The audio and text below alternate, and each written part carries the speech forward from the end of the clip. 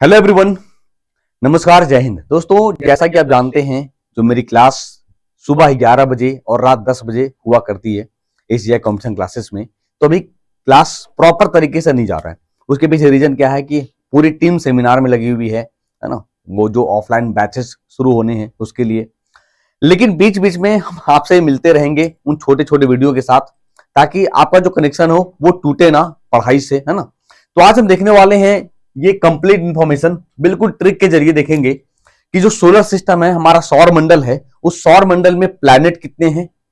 अगर हम उस प्लैनेट की बात करें तो सूर्य से दूरी के आधार पर क्या होगा, किस प्लैनेट की कितने नंबर ऑफ सैटेलाइट हैं, किसके पास सैटेलाइट नहीं है, सारा इंफॉर्मेशन। तो आइए देखते हैं, आप इस इमेज को देखना गौर से। बीच में हमारा सोलर सिस्टम में सूर्य है, जिसे हम पिता कहते हैं। इसके बाद चारों ओर चक्कर लगाएंगे जितने सारे प्लैनेट हैं, चाहे हम बात करें मरकरी की, वीनस की, अर्थ की, Mars, Saturn, Uranus, Jupiter, Pluto भी है, लेकिन वो सैटेलाइट की श्रेणी में या प्लैनेट की श्रेणी में नहीं आता है। क्यों नहीं आता है दोस्तों? क्योंकि 2006 के बाद अब कुल प्लैनेट की संख्या 8 हो गई है, पहले प्लैनेट की संख्या 9 थी। तो क्यों नहीं आता है उस पर भी हम चर्चा करेंगे। पहले समझते हैं, पहले हम ये देखते हैं कि जो सूर्य है दोस्तों, इस सूर्य से अब देखोगे,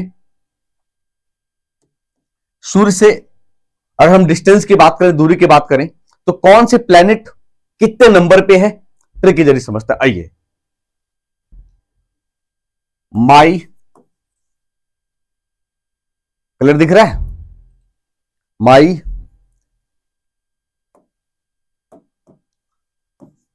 very educated mother just showed us 9 planet. समझिएगा, ये कहता क्या है, ये दोस्तों बता रहा है कि मेरी मदर है, बहुत पढ़ी लिखी है, और वो मुझे 9 प्लैनेट के बारे में बता रही है। अब जितने भी वर्ड हैं आप देख पा रहे होंगे, उसका जो पहला लेटर है सब अपने आप में एक प्लैनेट का नाम है। यानी हमने कहा कि सूर्य से दूरी के आधार पे कौन सा नंबर के प्लैनेट है, यानी सूर्य से दूरी के आधार पे। अब देखोगे दोस्तों, सूर्य से दूरी के आधार पे बात करें तो पहले नंबर पे मरकरी है, बुध है, दूसरे नंबर पे वीनस है, शुक्र है, तीसरे नंबर पे अर्थ है यानी एडुकेटेड, चौथे नंबर पे मार्स है। पांचवें नंबर पे बात करें तो जस्ट यानी जुपिटर, पहला लेटर मैंने कहा। 6 नंबर पे सैटर्न शनि, 7वें पे यूरेनस, और 8वें पे नेपच्यून, और प्लूटो की कहानी खत्म हो गई है। यानी ये trick, my very educated mother just showed us 9 planet, ये अकॉर्डिंग टू डिस्टेंस, सूर्य से दूरी के आधार पे कौन से प्लैनेट किस नंबर पे है। अगर आप देखोगे यही, तो सर सबसे बड़ा प्लैनेट कौन सा है, सबसे छोटा प्लैनेट कौन सा है, वो भी सवाल बनेगा। हम उसकी भी चर्चा करते हैं दूसरे ट्रिक में। यानी according to their size, according to their size, यानी आकार के आधार पे कौन सा प्लैनेट कितने नंबर पे आता है। तो आइए हम समझते हैं। आकार के आधार पे बात करें तो समझिएगा, जे सन इलेक्ट्रॉनिक वोटिंग मशीन का एम स्क्वायर। बहुत आसान है, आप ऐसा भी समझ सकते हैं। अब देखिएगा कि सर जो साइज है कौन कितना बड़ा है, हम उसकी बात करते हैं। तो पहले नंबर पे आते हैं दोस्तों जुपिटर, जुपिटर नंबर 1 पे, यानी बृहस्पति सबसे बड़ा ग्रह है। दूसरे नंबर पे सैटर्न शनि है, तीसरे पे यूरेनस है, चौथे पे नेपट्यून है, 5वें नंबर पे अर्थ है, 6ठे नंबर पे वीनस है, और एम में हम कंफ्यूज करते हैं तो याद रखिएगा 7वें नंबर पे मार्स होगा, और 8वें नंबर पे मरकरी, 8वें नंबर पे मरकरी। तो हमने देखा कि सूर्य से दूरी के आधार पे कौन से प्लैनेट कितने नंबर पे है, और फिर साइज के आधार पे कौन सा प्लैनेट कितने नंबर पे है। ये हमारा दो ट्रिक हुआ। अगर आप देखोगे दोस्तों कि ये 4 प्लैनेट ऊपर हैं, 4 प्लैनेट नीचे हैं, बीच का जो भाग है, या फिर ऐसे समझ लें कि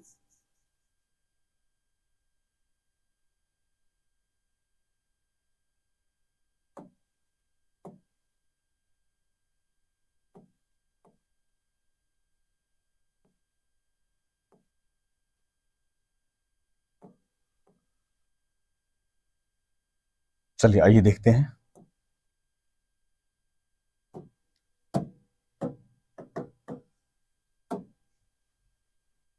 तो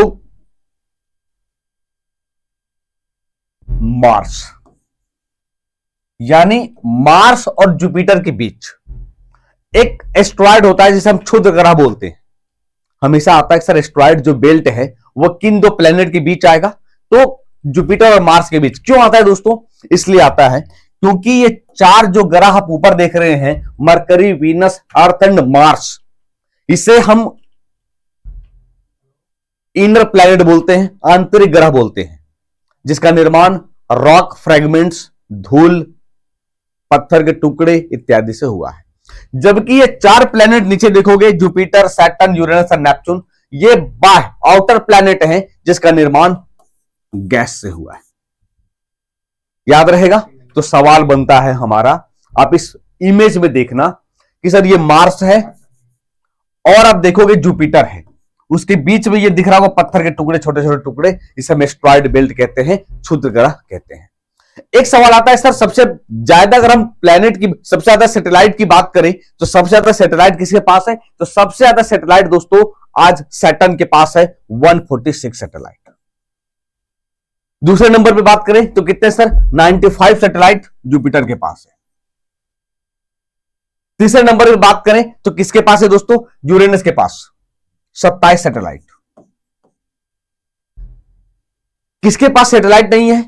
तो याद रखिएगा कि मरकरी और वीनस, मरकरी पहले नंबर पे और वीनस, दो ऐसे सैटेलाइट हैं जो बेचारे अनाथ हैं, यानी वो सूर्य के चारों ओर नाचेंगे तो जरूर, लेकिन अपने चारों ओर किसी को नचा नहीं पाएंगे। एक नेचुरल सैटेलाइट जो मून हमारा है वो किसके है? तो पृथ्वी के नेचुरल सैटेलाइट मून है। आर्टिफिशियल सैटेलाइट भी होता है दोस्तों, आपको याद रखने चाहिए कि विश्व का पहला आर्टिफिशियल सैटेलाइट की बात करें तो पहला आर्टिफिशियल सैटेलाइट 4 अक्टूबर 1957 को स्पुतनिक नामक, स्पुतनिक या स्पुतनिक 1 कह दें, जो रसिया या यूएसएसआर ने लॉन्च किया था। यह विश्व का पहला है। लेकिन यही अगर हम भारत की बात करें तो याद रखिएगा 19 अप्रैल 1975 को पहला आर्यभट्ट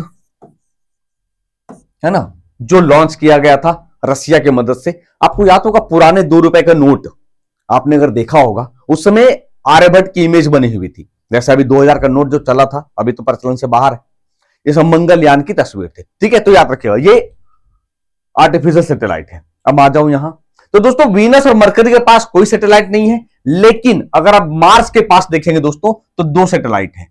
मार्स के पास कौन कौन सा? फोबोस और डीमोस, है ना।